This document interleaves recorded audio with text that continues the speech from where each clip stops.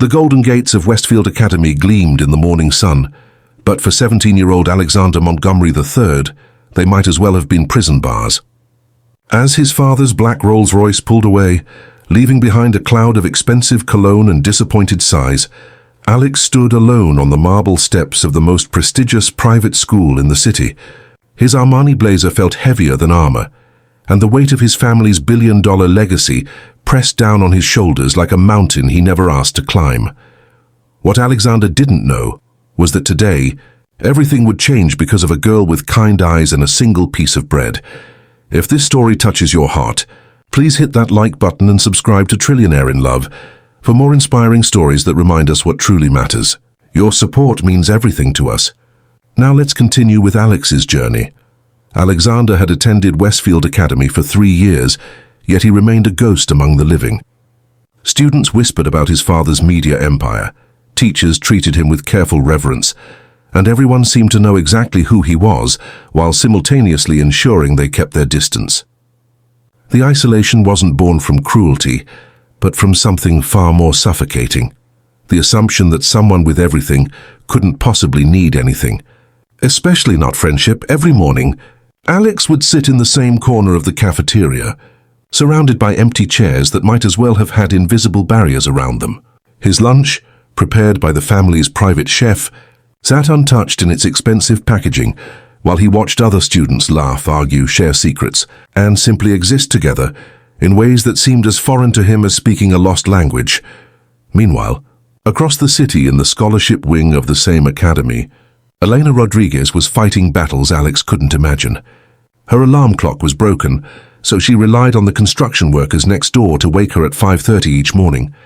While Alex's biggest decision was which of his 12 blazers to wear, Elena carefully mended the same threadbare uniform she'd worn for 2 years, making sure the patches were invisible and the collar still looked crisp. Elena's mother worked 3 jobs to keep them afloat after Elena's father had passed away from cancer the previous year. The medical bills had eaten through their savings, their small apartment, and nearly their hope. But Elena's academic brilliance had earned her a full scholarship to Westfield, and with it, a chance to build the future her parents had dreamed of for her. Every day, Elena packed the same lunch, a piece of bread, sometimes with a thin spread of whatever was left in their nearly empty refrigerator. She never complained, never felt sorry for herself, and certainly never imagined that her simple meal would become the bridge between 2 worlds that seemed impossible to connect. The day everything changed started like any other. Alex sat in his usual corner, mechanically opening his gourmet lunch while staring at nothing in particular. Elena entered the cafeteria later than usual, having spent her lunch period tutoring younger students for the small fee that helped buy her school supplies. The cafeteria was nearly empty. Most students had finished eating and moved on to their various activities. Elena found a table near the large windows, where natural light made it easier to review her notes without straining her eyes. She carefully unwrapped her piece of bread. Today it had a small amount of peanut butter, a luxury she allowed herself once a week. As she opened her chemistry textbook, she noticed the boy in the expensive clothes sitting alone several tables away. She'd seen him before, always by himself, always looking like he carried the weight of the world despite having everything money could buy. Something about his posture, the way his shoulders seemed to curve inward as if trying to disappear, reminded her of how she'd felt during the loneliest days after her father's death. Without thinking, Elena stood up, picked up her simple meal and walked over to Alex's table. Her heart pounded as she approached. She'd never spoken to him before, and she wasn't even sure why she was doing it now. But something inside her recognized the universal language of loneliness, regardless of the packaging it came in. "Excuse me," she said softly, her voice barely above a whisper. Alex looked up, startled, his green eyes wide with surprise. No one had voluntarily approached his table in months. "I'm Elena. I was wondering, would you like to eat together? I know it's not much." She held up her piece of bread with a shy smile. "But food always tastes better when you're not eating alone." For a moment, Alex couldn't speak. This girl, who clearly had so little that her entire lunch could fit in the palm of her hand, was offering to share not just her food, but her company with someone she barely knew. The gesture was so unexpected, so purely kind that it took his breath away. "I would like that very much," he managed to say, his voice rough with emotion. "I'm Alexander, but everyone calls me Alex." "Nice to meet you, Alex," Elena said, settling into the chair across from him. "Though I have to warn you, my conversation skills are probably as simple as my lunch." Alex looked at his elaborate meal, grilled salmon, quinoa salad, fresh fruit, gourmet cookies, then at Elena's single piece of bread. For the first time in his life, he felt genuinely ashamed of his abundance. Would you mind if we shared?" he asked hesitantly. "I always pack too much and I hate wasting food." Elena started to protest, but something in Alex's eyes stopped her. It wasn't pity she saw there, but a genuine desire for connection, for normalcy, for the simple human experience of sharing a meal with another person. "Okay," she said softly, "but only if you'll share my bread too. My grandmother used to say that bread shared between friends brings good luck." As they divided the food between them, something magical happened. The expensive meal and the simple bread became equal offerings in the sacred act of human connection. Alex learned that Elena was the top student in their chemistry class, that she dreamed of becoming a doctor to help families like hers, and that she found joy in small things like the way sunlight danced through puddles after rain. Elena discovered that Alex played piano beautifully, but had never performed for anyone except his private instructor.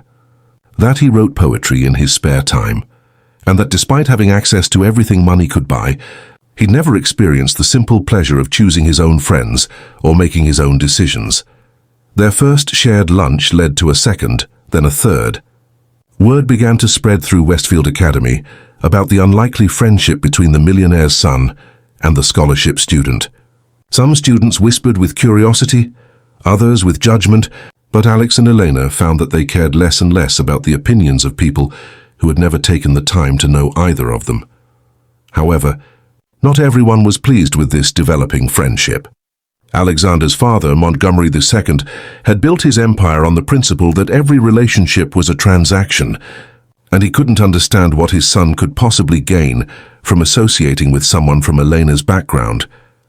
He began pressuring Alex to end the friendship, threatening to withdraw funding for Alex's college education if he continued to embarrass the family name. "You're a Montgomery," his father said during a tense dinner at their sprawling mansion. "You have responsibilities, expectations to meet. This girl is a distraction from your real purpose." Meanwhile, Elena faced her own challenges. Some scholarship students accused her of trying to climb the social ladder, while wealthy students whispered that she was only using Alex for his money. The pressure from both sides was intense, and there were days when Elena wondered if their friendship was causing more trouble than it was worth. The crisis came during the school's annual charity gala, an event where Westfield's wealthiest families gathered to make donations and see and be seen.